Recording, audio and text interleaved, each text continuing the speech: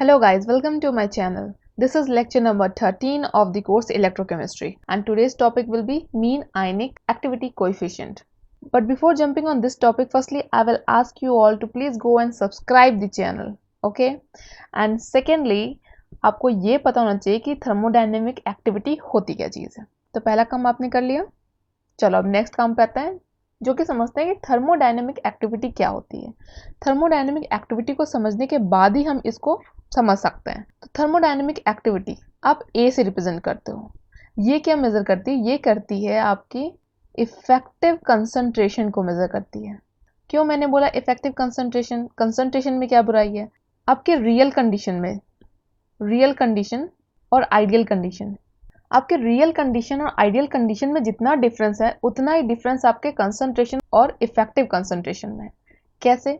Real condition में सारे जो स्पीसीज होते हैं किसी भी कंडीशन में वो आपस में इंटरैक्ट कर सकते हैं, तो उनकी जो भी प्रॉपर्टी है वो इंटरैक्शन की वजह से अफेक्ट हो सकती है। आइडियल कंडीशन में हम क्या मानते हैं कि जो सारे स्पीसीज हैं वो आइडियली बिहेव कर रहे हैं, वो किसी से ना इंटरैक्ट कर रहे हैं, ना उन पर कोई पुल कर रहा है, ना ही उन पर कोई पुश कर रहा है, इंडक्टिव या इलेक्ट्रोस्टैटिक फोर्स उन पे नहीं है। ओके, तो जो भी कंसंट्रेशन आपके आइडियल कंडीशन में होगा वो फुल्ली एक्ट करेगा। बट रियल कंडीशन में क्या होता है कि ये आपका जो कंसंट्रेशन है इसका कुछ पार्ट ही एक्टिव होता है, ये कंप्लीटली एक्टिव नहीं होता है, क्योंकि कुछ पार्ट इसका सेकेंडरी इंटरैक्शन में वेस्ट हो जाता है। तो उसके वजह से वहां पे हम टर्म लाते हैं एक इफेक्टिव कंसंट्रेशन, जो उस रियल कंडीशन में इफेक्टिव होता है। ओके, तो इफेक्टिव कंसंट्रेशन होता क्या है? मान लो अगर किसी सॉल्यूशन के कंसंट्रेशन C है, कोई सॉल्यूशन है उसका कंसंट्रेशन C है, तो उसकी एक्टिविटी कितनी होगी? उसकी एक्टिविटी होगी गामा डॉट C, ठीक है। और ये गामा क्या है? ये गामा है एक्टिविटी कोएफिशिएंट, ठीक है, एक्टिविटी कोएफिशिएंट। ओके, तो एक्टिविटी क्या होती है? Effective concentration. और वो कैसे मिलती है आपको? कंसंट्रेशन को अगर आप एक्टिविटी कोएफिशिएंट से मल्टीपल कर दोगे तो you will gate effective concentration. Okay, तो होपफुली आपको एक्टिविटी समझ में आ गया होगा, ठीक है। अब हमें मीन आयनिक एक्टिविटी कोएफिशिएंट को समझने में आसानी होगी। Okay, mean ionic activity coefficient, तो आपको पता है कि किसी भी प्रॉपर्टी को अगर आप पढ़ते हो तो उसका सॉल्यूशन बनाते हो तो वो सॉल्यूशन न्यूट्रल होना चाहिए। अगर वो चार्ज्ड होगा तो वो सही प्रॉपर्टी नहीं देगा, और कभी भी एक आयन को अगर आप स्टडी कर रहे हो तो न्यूट्रल सॉल्यूशन नहीं देगा। आपको हमेशा उसके काउंटर आयंस को भी उसके साथ एसोसिएट करना होगा तो ही वो न्यूट्रल होगा। It is not possible to have only one kind of ion in a solution.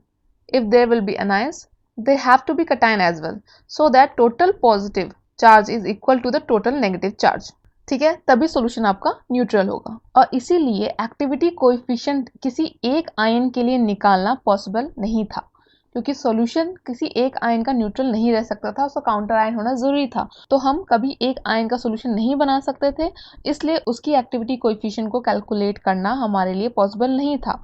तो कभी भी आप कोई भी इलेक्ट्रोलाइट लेते हो, कोई भी इलेक्ट्रोलाइट लेते हो, फॉर एग्जाम्पल हम NaCl लेते हैं। अब NaCl किसका बना होता है? Na प्लस और Cl माइनस। तो जब भी आप NaCl का सॉल्यूशन बनाओगे तो NaCl 2 आयंस में ब्रेकआउट हो जाएगा, है ना, 2 आयंस में ब्रेकआउट हो जाएगा। तो ये दो अलग स्पीसीज बन जाएंगी और ये दो अलग स्पीसीज का एक्शन अलग होगा। तो NaCl को एक, तो NaCl के कंसंट्रेशन को अगर आप रियल कंडीशन में करोगे तो वो एक्टिविटी देगा। तो एक्टिविटी आप NaCl का अलोन नहीं निकाल सकते हो, आपको एक्टिविटी ऑफ Na प्लस और Cl माइनस का सेपरेटली निकाल के उनका आइडिया लेना होगा। ओके, क्योंकि अकेले Na प्लस को स्टडी करना या अकेले Cl माइनस को स्टडी करना in solution was not possible.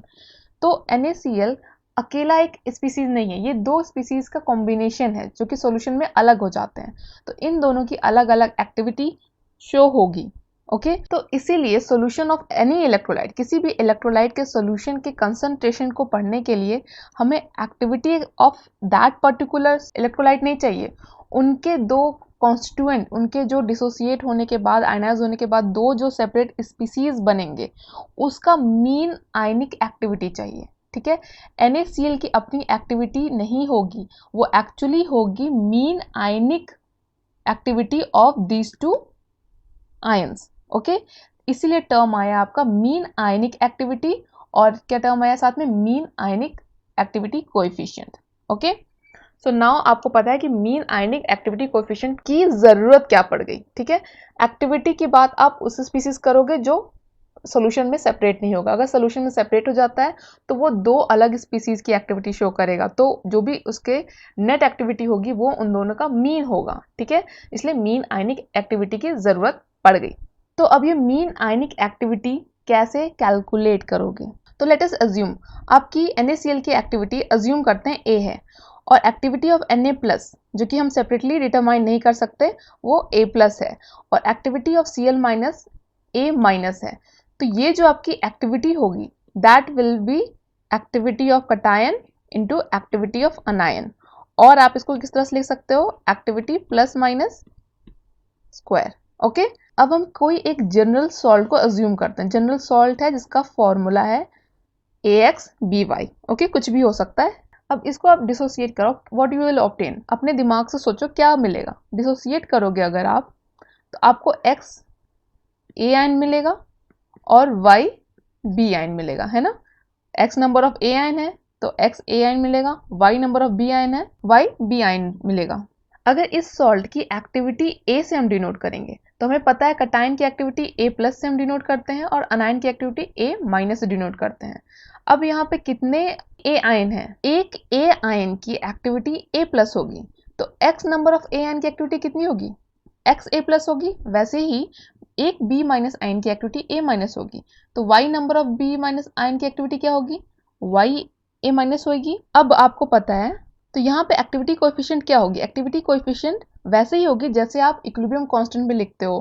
क्या लिखते हो? स्टोइकियोमेट्री को पावर पे पहुंचा देते हो, ठीक है। तो A+ X और A- Y। Okay, so for AXBY electrolyte आपकी एक्टिविटी आ गई, activity of cation raise to power X और activity of anion raise to power Y। Okay, तो एक्टिविटी होगी क्या? एक्चुअली एक्टिविटी होगी आपकी कटायन और अनायन को मिला के हम एक मीन एक्टिविटी लिखेंगे, दैट विल बी A+ और इनके साथ X+Y।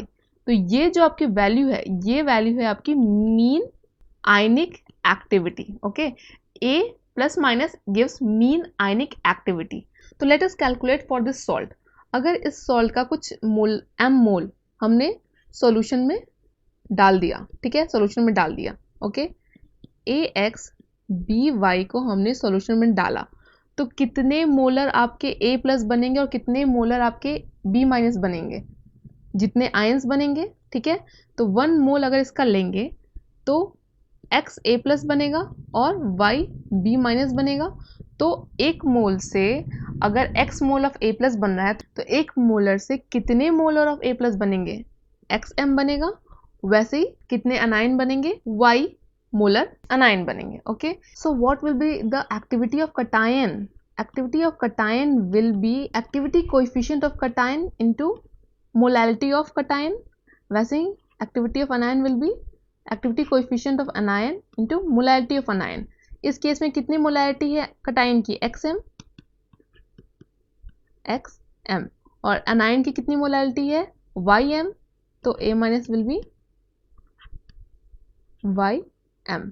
ओके, अब ये A+ की वैल्यू जो हमें यहाँ मिली और A- की वैल्यू जो यहाँ मिली इस पर्टिकुलर केस में, वो हम यहाँ पुट करते हैं। Okay, just put the value here. A+ mean ionic activity raise to power X+Y will be activity of cation, activity of anion, यही मिलता है ना। तो इस केस में जो हमने ये वैल्यूज ऑब्टेन की है A+ की और A- की, यहाँ पुट कर दे तो हमें mean ionic activity of this salt मिल जाएगा। तो चलो पुट करते हैं इन फ्रेश पेज। ओके, तो mean ionic activity of this salt is given by A+ raise to power X and A- raise to power Y। अब यहाँ पे हमने वैल्यू कैलकुलेट क्या की थी A+ की? Activity coefficient of cation into molarity of cation, that was XM, यहाँ पे रेज़ टू पावर X, और A- क्या ऑब्टेन की थी? Activity coefficient of anion into molality of anion, that was obtain YM raise to power Y। अब इसको calculate करोगे तो what you will get? X raise to power X, Y raise to power Y, M raise to power X+Y and activity coefficient of cation and ion को अगर एक साथ लिखें हम तो it rays to power X+Y। यही आपकी होती है मीन आयनिक एक्टिविटी को कैलकुलेट करने का फॉर्मूला, ठीक है। तो ये जो फॉर्मूला है, ये सॉरी थोड़ा स्लैंटली हो गया, ये जो फॉर्मूला है ये आपको मीन आयनिक एक्टिविटी कैलकुलेट करने में हेल्प करेगी, मीन आयनिक एक्टिविटी। ओके, तो ये फॉर्मूला देखने में तो बड़ा कॉम्प्लेक्स लग रहा है कि अरे यार ये कैसे सॉल्व होगा, मगर ये है बहुत इजी। इसको मैं 2-3 एग्जाम्पल लेके आपके सामने सॉल्व करती हूँ तो आपको दिखेगा कि कितना आसान है। तो let us do in fresh page. तो चलो कोई सॉल्ट लेते हैं, सबसे easy salt univalent salt that is NaCl लेते हैं। यूनिवैलेंट क्यों बोला, क्योंकि इन दोनों पे यूनिवैलेंट चार्ज है, ठीक है। इस पे भी +1 चार्ज है, इस पे भी -1 चार्ज है, तो 1 चार्ज मतलब यूनिवैलेंट। अगर +2 या -2 होता है तो वो बाईवैलेंट हो जाता है, +3 या -3 होता है तो वो ट्राईवैलेंट हो जाता है, ठीक है। तो सिंस इसमें दोनों यूनिवैलेंट है तो यूनिवैलेंट सॉल्ट इसको इस तरह को बोल सकते हैं, ठीक है।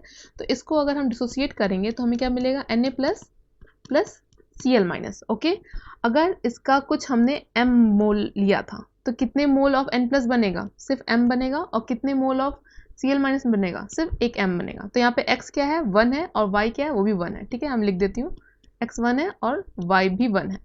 ओके, तो जल्दी से सॉल्व करो इसकी मीन आयनिक एक्टिविटी कोएफिशिएंट।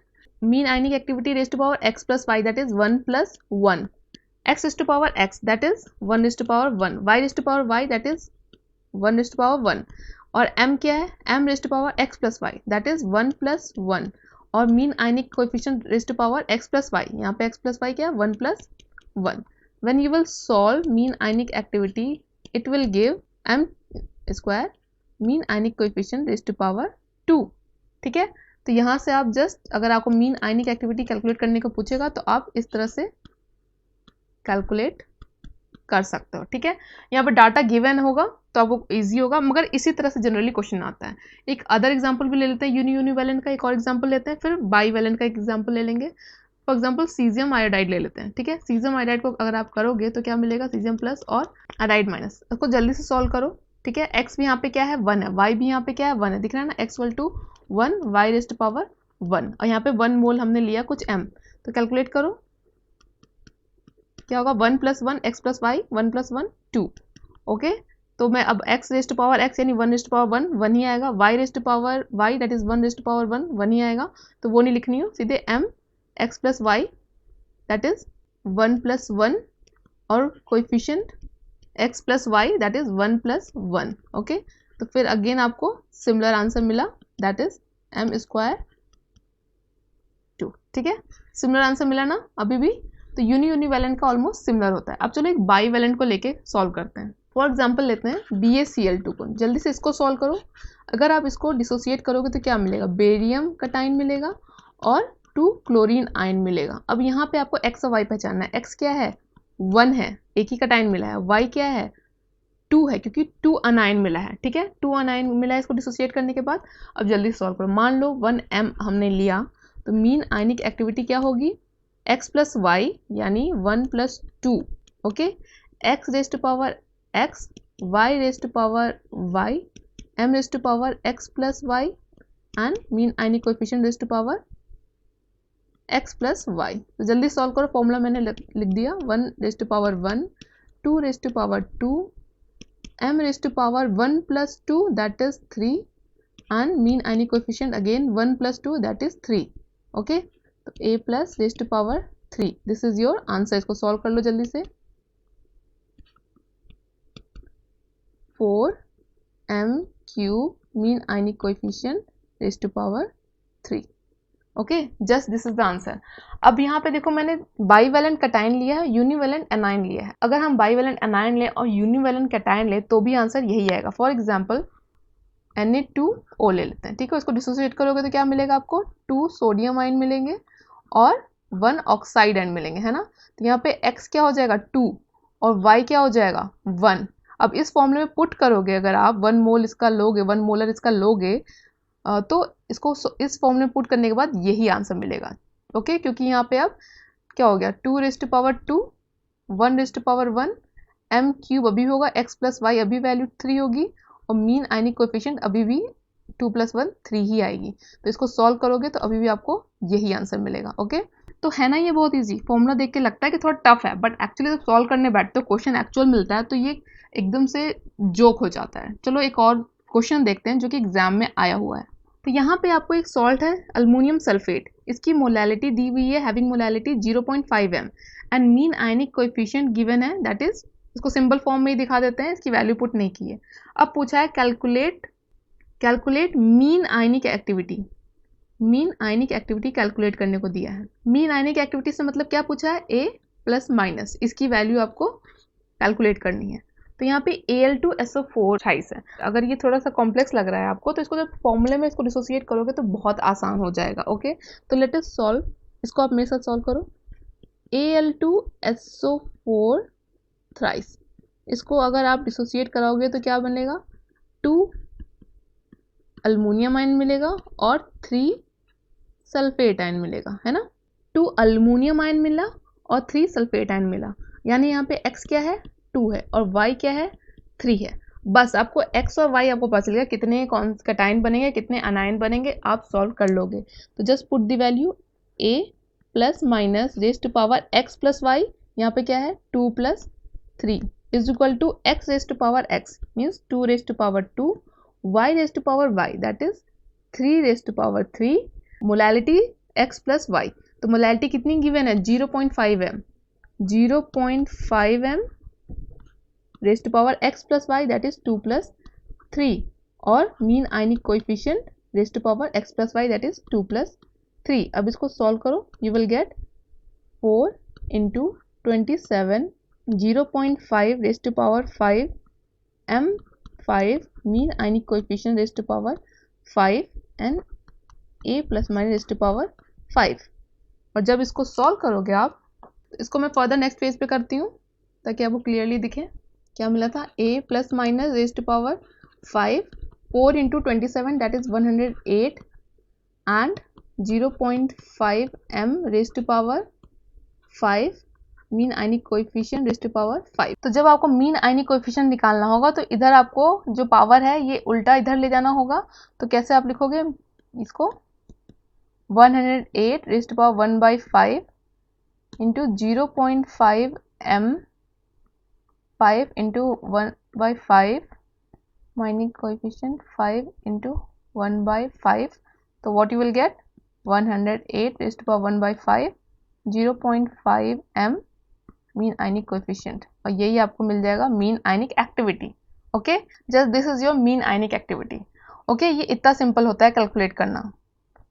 तो चलो एक क्वेश्चन मैं आपको दे रही हूँ कैलकुलेट करने को, वो करना आप, कैलकुलेट मीन आयनिक एक्टिविटी, यानी a प्लस माइनस आपको कैलकुलेट करना है for CaCl2 having molality 2m and mean ionic coefficient is gamma 1। Calculate क्या करना है आपको, मीन आयनिक एक्टिविटी। बहुत सिंपल है, इसको कैलकुलेट करके आंसर बता देना। इसका मैं बताऊंगी नहीं क्योंकि ऑलरेडी मैंने आपको करके दे रखा है। इतना सिंपल होता है ये कैलकुलेट करना। बस आपको फॉर्मूला कैसे आया पता होना चाहिए, और फॉर्मूले को आप याद कर लो क्योंकि फॉर्मूला डिराइव करने को आपको कहीं नहीं आएगा। बस आपको ये फॉर्मूला अगर लर्न होगा, ये फॉर्मूला आप लिख लोगे जल्दी से, तो आप क्वेश्चन सॉल्व कर लोगे। डेरिवेशन कहीं नहीं पूछना है, सिर्फ आपको ये फॉर्मूला पूछेगा, ठीक है। तो this is it for mean ionic coefficient. इसके बाद हम डिस्कस करेंगे आयनिक स्ट्रेंथ, ठीक है। तो मीन आयनिक कोएफिशिएंट जो है, मीन आयनिक कोएफिशिएंट आपकी ये वैल्यू है, इसको आपको कैलकुलेट करने के लिए आयनिक स्ट्रेंथ की ज़रूरत पड़ती है। आयनिक स्ट्रेंथ के बिना आप मीन आयनिक कोएफिशिएंट को कैलकुलेट नहीं कर सकते हो। तो आयनिक स्ट्रेंथ इलेक्ट्रोलाइट्स में बहुत इंपॉर्टेंट रोल प्ले करता है। इलेक्ट्रोलाइट्स के कंसंट्रेशन में आयनिक स्ट्रेंथ के कैलकुलेट किए बिना कंसंट्रेशन का रोल आप नहीं समझ सकते हो, क्योंकि कंसंट्रेशन डिपेंड करता है इफेक्टिव कंसंट्रेशन पे, और इफेक्टिव कंसंट्रेशन का कोएफिशिएंट जो है वो डिपेंड करता है आयनिक स्ट्रेंथ पे। चलो इसको आयनिक स्ट्रेंथ जब पढ़ेंगे तो अच्छे समझेंगे। तब तक अगर आपको मेरे वीडियोस पसंद आ रहे हैं तो please do like and please subscribe and also अपने दोस्तों के साथ शेयर करो ताकि उनका भी कॉन्सेप्ट थोड़ा क्लियर हो। तब तक keep revising and keep studying. Bye bye.